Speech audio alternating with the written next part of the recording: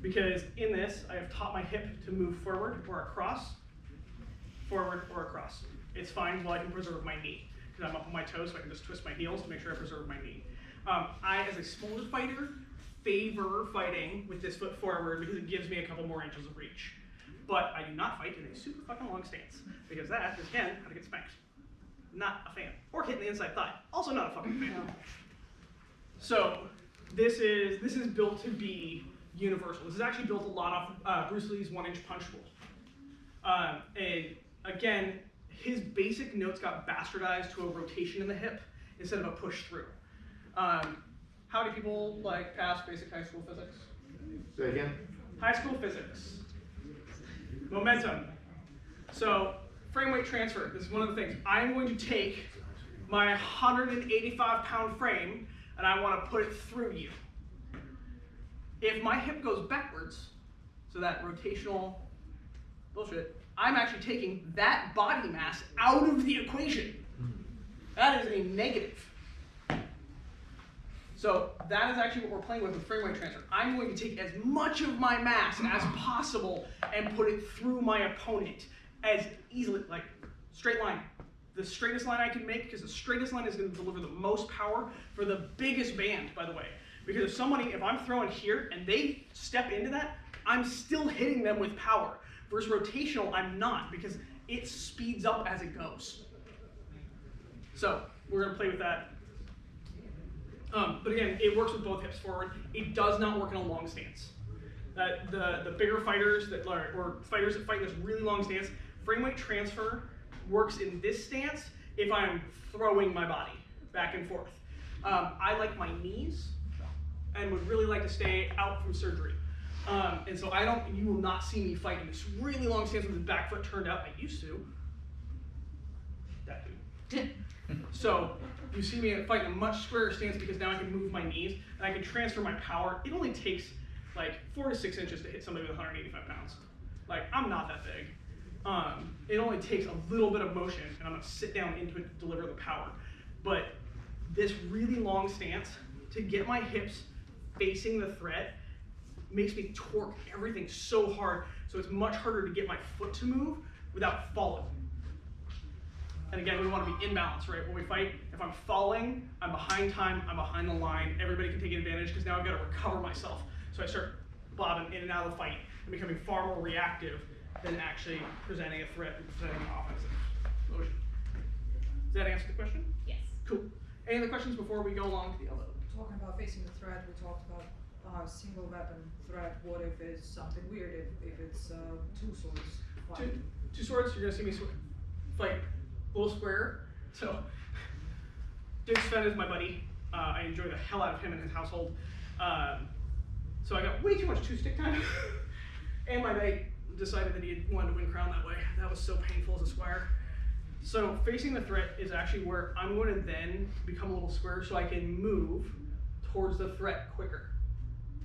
So I'm not going to fight in that slightly longer stance where I can face a threat very easily and just kind of settle onto that loop. I'm actually going to square up so I can face and handle it much, much quicker. So it creates a shorter, faster fight. And so that way I can deal with that threat because they can switch super fast. And so again, I'm going to take my line and try to shorten the amount of time that I've got to adapt to what's going on. Questions before we start talking about the elbow? Did I forget any of the terms? We're going to be talking about shoulders back down in the pockets in a little bit. No, I think we're right on that. Right on. Cool. Okay. A bunch of us were taught to fight strong. Strong fighters throw their hands first, by the way, because they've learned to actually collapse their body through their pecs. A good, strong shot actually has an elbow lead. And we're going to be playing around with these weights, by the way, here in a second, to show how this works. So, that elbow staying in front of that hand with the shoulder backing down. A bunch of you, I'm going to walk around, by the way, and touch you in the shoulder, because I guarantee as soon as I tell you to get your shoulders backing down, you're going to try to wear them like earrings. That elbow being ahead of the hand means, 1, I preserve 90 longer in the span of a shot, and 2, my hand is actually strong. If my hand is in front of this, 1, I break 90 much faster. So now, my shot is going wherever I've chosen, unless I decide to destroy that damn joint. That elbow ahead means I can get all the way to here before I have to make a decision in a fight. Flat snap, offside, Molinet, leg wrap, because that elbow has been preserved in that. My power is still preserved in this portion of my body. I can still pull that lat, and I can still cross my body. As soon as this goes, it goes. So that hand forward breaks 90 faster. Also, if you notice, my hand wants to rotate down. As soon as my hand's forward, which means to throw and be on blade, I have to manipulate my hand much harder. I have to break over at the wrist harder. I have to grip. I have to do all these other things. If my elbow's ahead of it, my hand automatically wants to stay flat. There's that pretty cheater flat snap all day long for free with a loose hand and a loose wrist. I'm not over gripping that stick to try to get it on blade.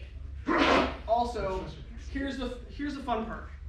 A lot of fighters, when they start with a closed hand, big tell is that hand is closed, you will see their shot come in this arc. It drops. One, their hand is in front of their elbow, and two, they're gripping the shit out of the stick. Because as soon as you grip this, your wrist automatically wants to straighten. It is just a response of the human body. This here is a huge amount of strain, and when you hit, it fucking hurts. How many of us, starting out fighting, went to go hit something, we got that big old bruise right here from the back of that basket hook, or our demi, or anything else like that, or we went home and our forearms hurt and our wrists hurt, over gripping the stick, and in impact, as soon as you have a 90 or a break in a joint, that force travels through the joint instead of traveling through the arm. So there's less of you to absorb the impact, so you're literally harming yourself. Your body will then choose to try to figure out how to not do that, because our little hindbrain is smarter than our forebrain half the time. Does that make sense? All right, so you're talking about keeping it at 90 degrees as much as possible. What's your resting stance? I can fight from just about anywhere. Okay. So my resting stance, a lot of times, so I fight center grip shield, and I'm short. So this is all gonna play a little factor in that. My resting stance is right about here. Okay. So I can fight from here and here. If my hand is ahead of my elbow, when I throw, I must make sure this hand stays here and that elbow goes first. So that stays here, that must go first, which is a tell. So I tend to fight from here because then my elbow is already ahead of my hand, right? Yeah. So there's no tell in my hand. Okay.